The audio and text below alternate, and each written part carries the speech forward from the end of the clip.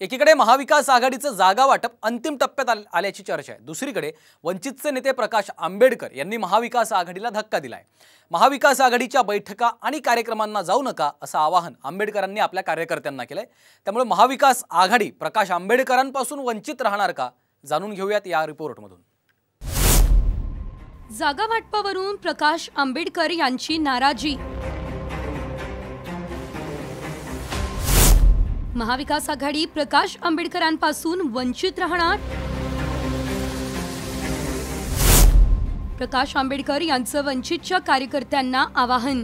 युती अजून झालेली नाही, युतीतले असणारे पक्ष बोलवत असतील त्या बैठकींना जायचं नाही, कार्यक्रमाला जायचं नाही। लोकसभा निवडणूक तोंडावर आली आहे, तरीही वंचित आघाडी आणि महाविकास आघाडीची मनजुळणी काही होत नाहीये। जागा वाटपावरून प्रकाश आंबेडकर यांचा महाविकास आघाडीच्या नेत्यांसोबत विसंवाद असल्याचं दिसतंय। प्रकाश आंबेडकर यांनी नुकताच एक व्हिडिओ सोशल मीडियावर शेअर केला, ज्यात त्यांनी वंचित बहुजन आघाडीच्या कार्यकर्त्यांना महाविकास आघाडीच्या बैठकांना हजेरी न लावण्याचं आवाहन केलं। वंचित बहुजन आघाडीच्या सर्व कार्यकर्त्यांना आवाहन करण्यात येत आहे, युती अजून झालेली नाही, तेव्हा युतीतले असणारे पक्ष बोलवत असतील त्या बैठकींना जायचं नाही, कार्यक्रमाला जायचं नाही। पक्षाकडून जोपर्यंत आदेश येत नाहीत आणि तेही मी किंवा रेखाताई यांनी दिल्याशिवाय त्याच्यावरती विश्वास ठेवायचा नाही। प्रकाश आंबेडकर यांच्या या आवाहनानंतर महाविकास आघाडीमधील नेत्यांनी सारवासारव केली। प्रकाश आंबेडकर महाविकास आघाडीसोबत येतीलच असा विश्वास महाविकास आघाडीकडून व्यक्त केला जातोय। बाळासाहेब आंबेडकरांचं वक्तव्य जे आहे हे मी ऐकलं आणि प्रत्येक पक्षाची एक शिस्त असते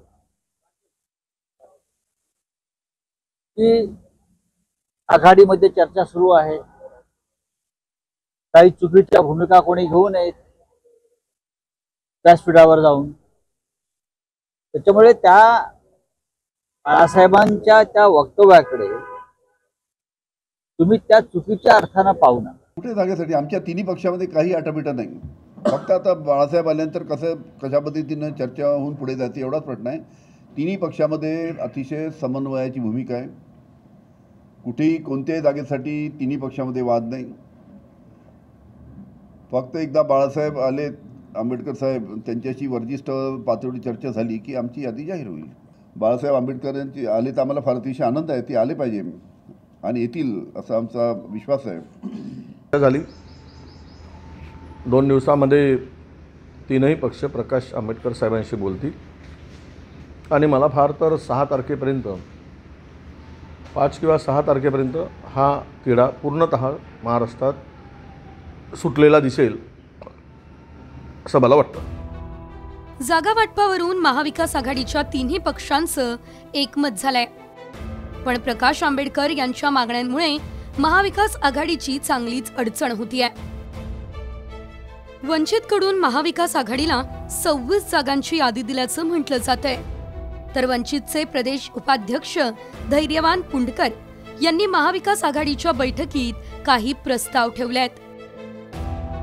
वंचित आघाडीने जालन्यातून मनोज जरांगे यांना उमेदवारी देण्याची मागणी केली, तर पुणे लोकसभेसाठी डॉक्टर अभिजित वैद्य यांना कॉमन उमेदवार जाहीर करावं असं म्हटलं। याशिवाय 48 जागांपैकी किमान 15 उमेदवार ओबीसी आणि 3 अल्पसंख्याक उमेदवार असावेत। निवडणुकीच्या आधी आणि नंतरही कोणताही उमेदवार भाजपसोबत जाणार नाही याचं लेखी वचन महाविकास आघाडीच्या प्रत्येक घटक पक्षानं द्यावं असा प्रस्ताव वंचितकडून देण्यात आला।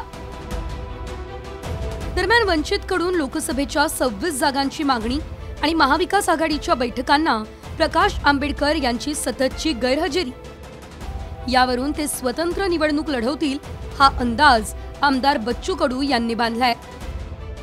मला असं वाटतं तो त्यांचा निर्णय आहे, ते स्वतंत्र लढत असेल आणि म्हणून महायुतीच्या नाही महाआघाडीचे ते मला वाटतं ते एकत्र बसले नाही वाटते काहीतरी जागेच्या बाबतीत, त्यांचा स्वतंत्र विचार आहे।